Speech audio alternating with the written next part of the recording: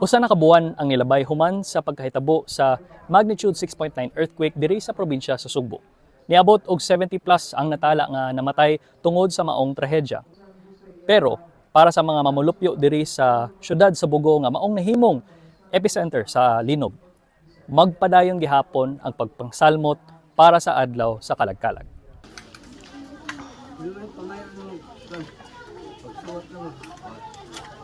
Unsay gibuhat ato karon? Naghakad ko sa mga bato sir kay aron makuan ako akong mama ug akong papa. Paglinog unsay nahitabo? O mo ni siya lumpag ni siya ni pagkahitabo kay kuan man nagupok man ang dire. Apil gimi sa amo ang landslide taga binabag mami. O na apil niya. Ang among asang gipuy-an dito daplin sa bunto di na mami papuyon. Ay dool mami atong daghang nangamatay. Dubliging among problema pa mi sa mong inani niya. Wa pa gimi balay kapuy-an.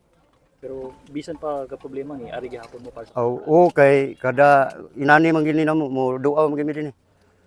Bisag dili pa kalagkalag mo ni agimi pero ang amo lang ipagawas gi sir nga kana lagi ang kami laluwas pod. Nya nakita na pod sila akong papa akong mama. Nana lang yun, mao naman lang gi wa na gitay. Kuan yun sa atong kuan. Sagol-sagol ang mga emosyon nga gibatian sa mga niari sa New Corazon Cemetery sa Bugo. Naay uban nga nalipay nga nakaduaw sila sa ilahang mga minahal sa kinabuhi.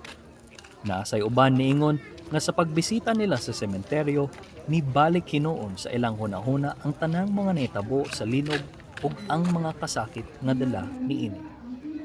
Na nagaan-gaan na gyud dili na gyud sa pareha sa bag-o pag nga hitabo sa mga naasagol tanan ng imong kahadlok imong kaguol nga imong Pinoy-ana na ingon ana na una nga dili gyud sa karon sir murag dili na kayo tanto nga kuan na murag nahinay-hinay na gyud na dawat bro Nagyapon na. pero naa jud gihapon sir ang kasakit nga kay dili bialalim sir nga bisan moingon ta sir nga dili na to kadugo dili na to siya ingon nga side na to pero kung mo bisan basta kay atong silingan suod na to makita na to nga naingon nato ang ilang kamatayon sakit pud gihapon bisan kuan sakit pag gihapon pero yang saon man sir nga kinahanglan man gid nga ato nang dawaton kay hinay-hinay man gid ta og bangon Unsa may inyong gustong isulti pagawas? sa amo nga gid sir magampo na gid mi para sa ilaha sir unta mo mapadayon na lang sila sir kuyog na lang sila sa kahayag kay sa mo sir mao na gitawag naman sila tawag naman sila sa tong labang makagagahon kuyog na lang gid tawo ni sila. Nagpadayon gihapon ang rehabilitation and recovery efforts diri sa Dakbayan sa Bugo ug sa nagkalain-laing mga munisipyo diri sa northern area sa Cebu. Mao kini ang ilang sitwasyon karon. May naa sila problema sa mga panimalay nila, naa sila problema sa mga naguba nga mga bone chambers human sa Linog.